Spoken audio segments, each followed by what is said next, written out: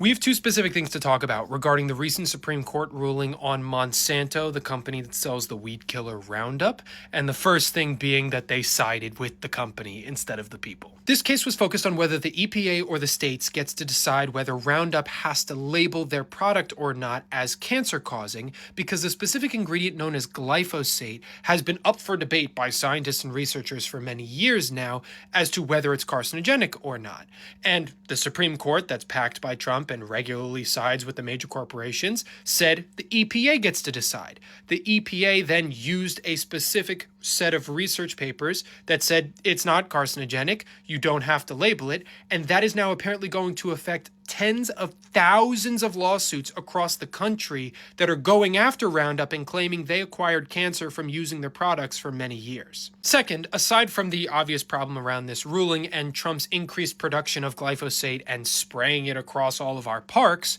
the study that the EPA relied on for some of their reasoning behind it not being carcinogenic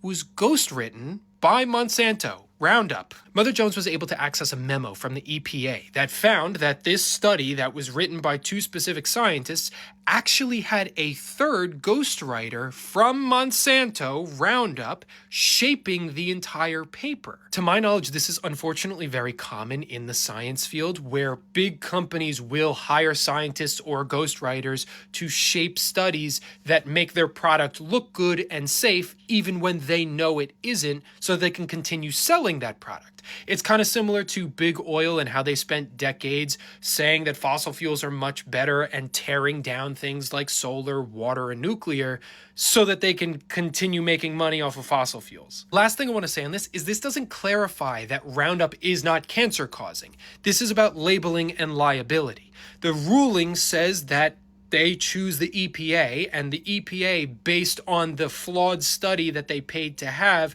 says that it's not cancerous, allows them to now say that that Roundup is not liable for all of these people who very well may have acquired cancer from their product, because they should have done the research. They should have looked it up, and they are the ones bearing the risk.